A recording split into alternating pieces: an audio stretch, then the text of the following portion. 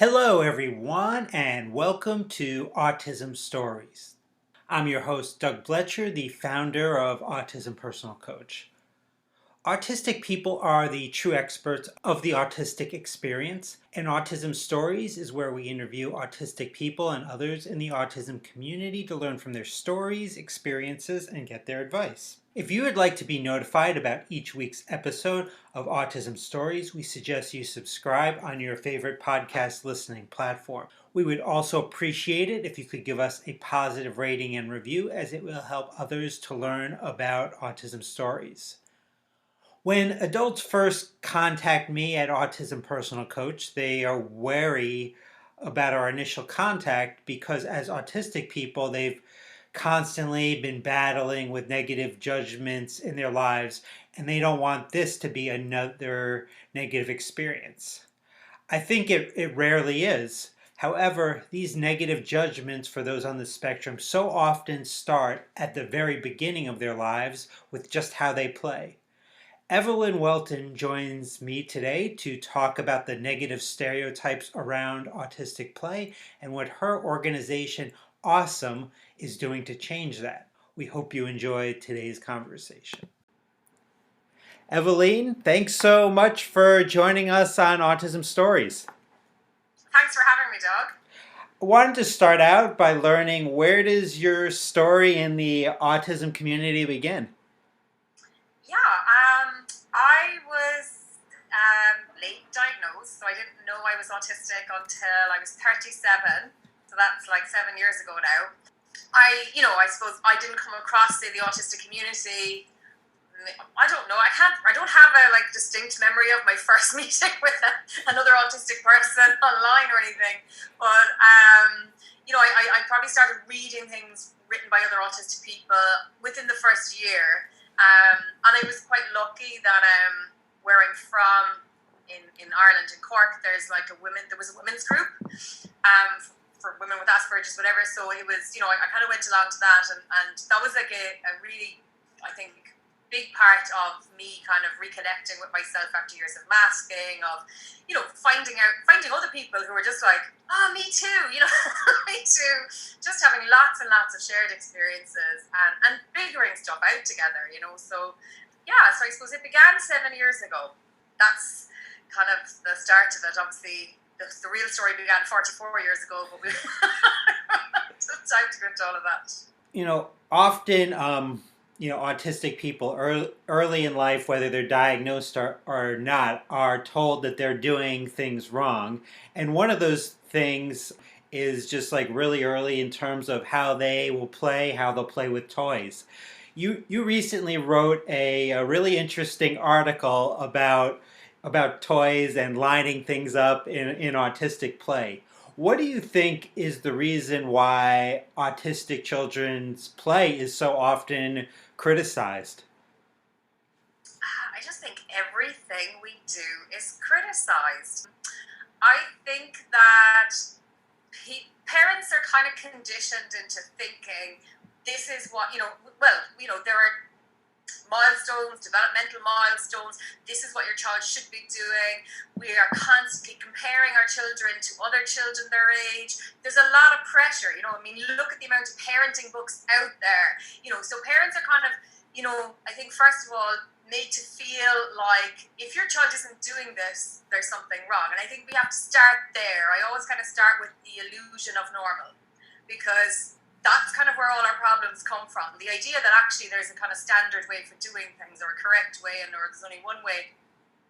So when you're kind of bombarded with all of that kind of stuff through advertising and media and all the books and all the experts are telling you all of these things, and then your child is doing something that's a little bit different, you kind of think they're doing something wrong. And that's what parents say, they're like, I knew there was something wrong. Or, I started looking up signs of autism because my child was lining toys up, this kind of stuff. But, there are lots of ways to play with toys, like, what did children do before there was Mattel, Fisher-Price, Lego? How did we learn and develop before we had, mass marketing of toys? And I think we have to look at that because, kids played with sticks and stones. And if we look at like countries that aren't as, well off as our countries, what are kids playing with? They're playing with tires and things like this. So they're playing with things that they find in their environment. I don't think anyone has said, well, if you pick up a stone, there's only one way to play with it. So there's lots of different ways that you can play with a stone. There's lots you can throw it. You know what I mean? You can do lots of different things with it. But it's just, I think it's because of all of this kind of, I think it is probably to do with all this advertising around toys and kind of like what you're supposed to do with them. But also, if you look at, how many parents will tell us that their kids on Christmas morning opened all the gifts and then played with the box. That's a pretty common story. So are all the children playing with the boxes? Is there something wrong with their play skills? Do we need to send them to therapy because they're not playing with the toy? And this is something parents say really casually. They're always like, oh, they'll end up playing with the wrapping paper or the box. And lots of children do that because you know what?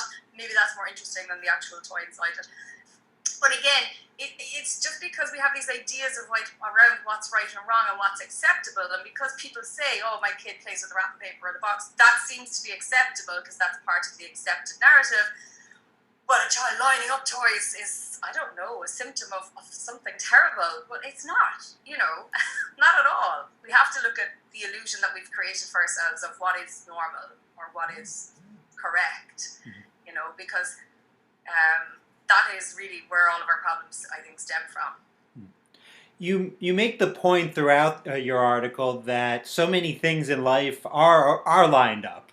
A place that kids spend a lot of their time, maybe the majority of their days, is in schools. You mention that desks are lined up and that there are even instructions by teachers to line up things such as having students line up in a single file line and leaving the classroom. What do you see as the difference between these things and children lining up their toys? Very little.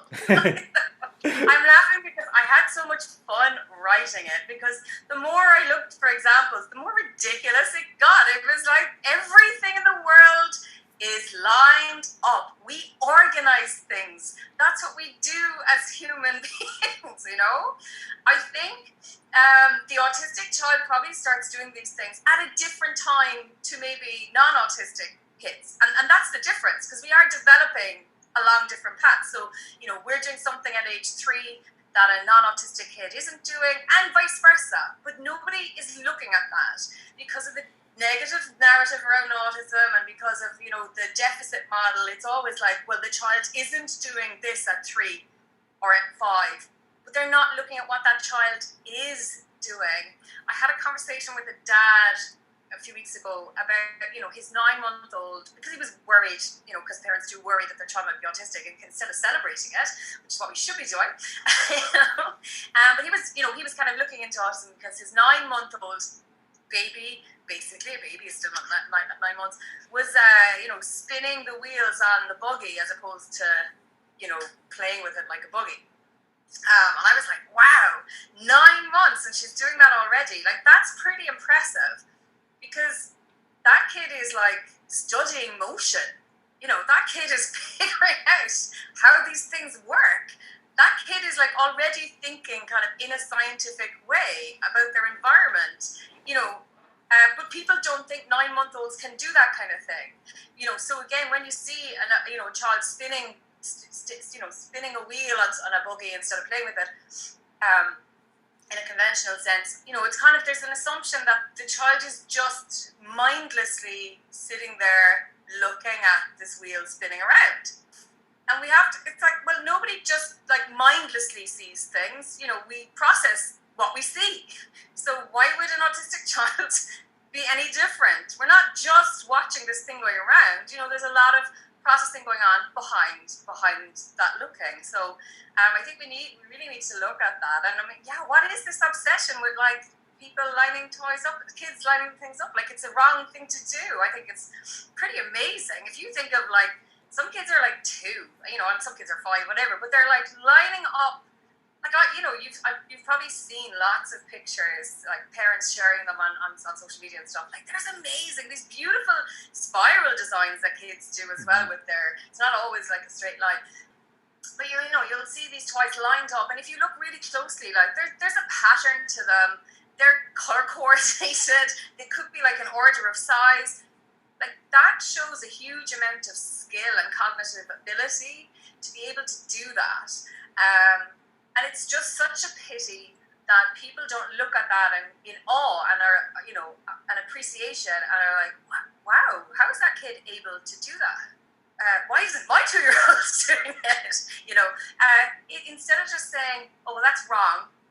We need to teach them how to play properly, because unfortunately that's what's happening. And then you have kids who are like really learning and really interacting with their environment and doing things that is fun for them and makes them happy, and they are developing a sense of themselves within this world, because that's what we do through play. And then people are pulling them off to play in a different way. And then you have them being, shipped off to therapy or, to learn how to play in a non-autistic way. That's not the thing to do. We should be able to letting kids play the way it's a natural thing. It comes from within. It's the curiosity of making sense of the world around us. So, it's not something that needs to be taught, but there is this kind of idea. I think it goes back to like the whole idea of us lacking social skills, which we don't. That if we don't learn to play with the dolly, at 3, we're never going to have like a successful relationship at 25 or some, silly idea like that. But I think that's kind of what it's about, because it's all of these stereotypes thrown in that like, autistic people lack social skills. Oh, well, that's because they don't play properly when they're kids. So if we teach them how to interact, with dolls and all these things and other kids, then they'll have these social skills. But again, that's all, totally neither here nor there. That's all a lot of different nonsense just mixed up together. Now, I was glad to hear you enjoyed writing this article so much, because as I was reading through the article, I was just laughing. It felt very satirical to me, and it made me think a little bit about how humor. I mean, in my life, I use a lot of humor to kind of deal with kind of stressful things in that things that are going on for me. So I was just wondering, how do you see humor as something that's beneficial the autistic community? Well, I'm glad you laughed. I really like writing things, and then I kind of imagine other people enjoying them, so it kind of adds to it. I see a lot of kind of satirical stuff written by autistic people. I think it's, again, this whole idea that we don't have a sense of humor and all this kind of silly stuff. We do, and I think, human beings use, humor, as you said, to kind of like cope with maybe stressful situations. Sometimes all you can do is laugh, because it is actually, sometimes I think when I'm writing things that are quite serious, or maybe when maybe my news feed is full of kind of maybe serious things, but it really does get me down. And sometimes it feels like, we're just never going to change the story around our existence. We're never going to change the world enough. We're not going to do it fast enough. So I think, I just think sometimes it's good to kind of put that energy into something humorous, and also, I think there's like that payback when other people find it humorous as well. Like, I love when I share things and people kind of, even on Facebook and things, you have the like laughing comments. Mm-hmm. I just love them. I don't know, I just kind of, it just makes me feel good. Got to laugh. I think we got to laugh, don't we? We definitely need to laugh more. You mentioned in your article that, and you satirically mentioned this, that apparently lining things up is contagious. Can you talk about maybe some other areas of our daily living where lining things up can be found? Yeah, it seems to be spreading everywhere. That's the thing. If you go into a supermarket, first of all, there's aisles. That's where things are organized in lines. Then you've got shelves where everything's organized in rows. If I live in the country, so I'm looking out my window here. There's a field where the crop has been cut now, but it was planted in rows, lining things up. If we, in schools, it's always like kids line up to single file. What about the army? If you look, I can't think of like a single place where things aren't lined up. Do you know what I mean? Maybe in the natural world, maybe maybe it's a human thing that's how we all have to kind of organize our world. It makes more sense to us that way. What happens, do you think, when things aren't lined up for autistic people? Well, you see, I kind of start most of my thinking with autistics are human. So, all human beings would have difficulty if things weren't lined up. Yeah, if you went to the supermarket, whether you're autistic or not, and they just had everything randomly thrown on the floor, because there wouldn't be shelves either to line the stuff up on, and you didn't have a list either, because that would be another thing, lining stuff up, how would you feel? How would your life be? How would you, would you be able to do your shopping effectively? Or would you come out after about 2 minutes just completely stressed? And that's a human reaction. You know what I mean? Human beings like order. We like, things in order. So I think an autistic response is just going to be a human response. It's going to be pretty similar. Imagine if you tried to drive to work one day and they just, we won't bother with lanes. So look at, countries like Italy where there's no lanes. And all of us are like, I can't drive here. So, we all need that kind of order. I think it makes us feel safe, as humans. It kind of obviously makes life a bit more predictable as well, doesn't it? Mm-hmm. If we know where things are going to be, we know how they're going to be. That's kind of the human need to feel safe and to make our lives predictable, isn't it? And obviously, I think because autistic people then have higher rates of anxiety because of the way the world responds to us, then our need for order is maybe sometimes stronger. But again, that comes back to our levels of anxiety rather than kind of any kind of neurology. Hmm. Grocery stores are the worst, so I imagine if things weren't lined up, how much worse that those places would be. Imagine, all the noise, and then people just looking through everything. Just be chaotic, But I do find that it's like if you look at what some professionals say about autistic people, it's like, they're trying to put order on a chaotic world. It's like, well, that's just a very human thing that we've done, throughout human history, So that's what we do, and I think. Again, when people look at autistic behavior, they're looking at human behavior really under a microscope. They just kind of forget that we're human. That seems to be a common theme. Look at what these autistic people do. They line stuff up, and they kind of forget that they also do that, which is kind of the point of the article as well. It's like, they often don't look at themselves or see what how their behavior is actually just very the same as ours. Yeah. You wrote this article on behalf of your company, Ausome. What is the mission of your company? Yeah, we have a small little mission. It's to change the world. I've always had big plans and big ambitions. But yeah, and in all seriousness, it is really about changing this very negative story that has been told for, around a century about autism. Because autistic people have been left out of that discussion up until now. And look, let's be, still now, we're left out of a lot of it. A lot of this information that's out there is just nonsense. It's just it is. I mean, it is just ridiculous. The more you look at stuff, the more ridiculous things sound. And it is, I'm reading a book on trauma at the moment, and I'm like, it's all here. It's literally all the stuff. It's in the book, and it's just been ignored by these autism professionals and autism experts. So, our mission at Ausome Training is to, I suppose, give people the correct information, the most up-to-date information, actually helpful information that will help, if they're a parent, that they can, actually do the right thing by their child, accept their child. We have courses, we have different webinars that are recorded that people can do anytime. We have some live online training as well. One of my main things is social skills, because my background would have been teaching drama and communication. So when I found out I was autistic, I wrote a course for kids, basically kind of how to interpret non-autistic language, and that has developed obviously over the past 7 years. So it's about teaching people that actually autistic people have our own way of communicating. Here's what it's like. You can learn about it. We'll meet each other halfway. There is absolutely no need to be trying to mold us into non-autistic communicators, because we're never going to be that. We have to be ourselves. So it is about really changing that negative story and empowering autistic people and empowering parents and professionals, and just giving people like good quality information. All of our training is like designed by autistic people and delivered by autistic people. So we're an all autistic organization.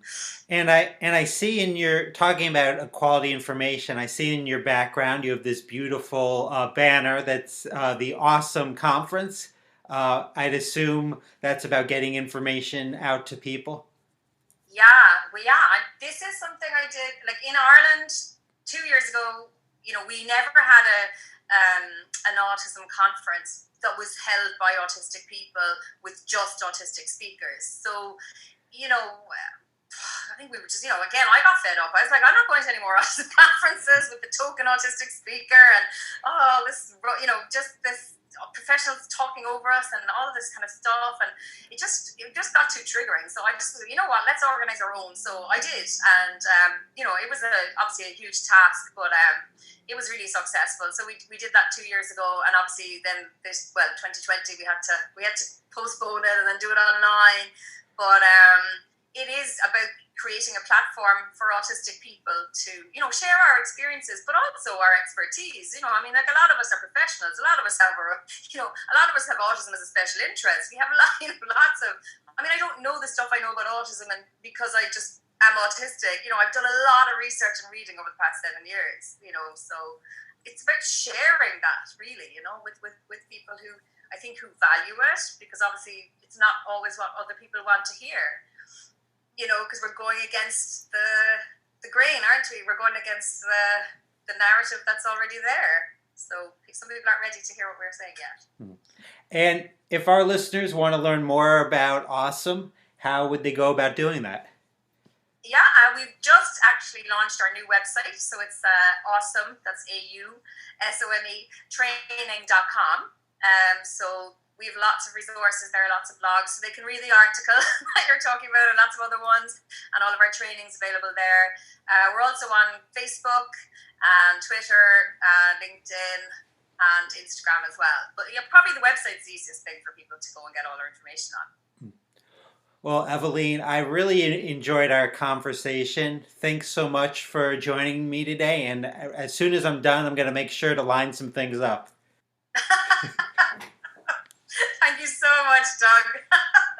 Really enjoyed it too. Brilliant. Here's to lining things up. Thanks to everyone for listening, and thanks so much to Evaleen for the conversation. To learn more about Evaleen and Ausome, check out the link in the podcast description of this episode.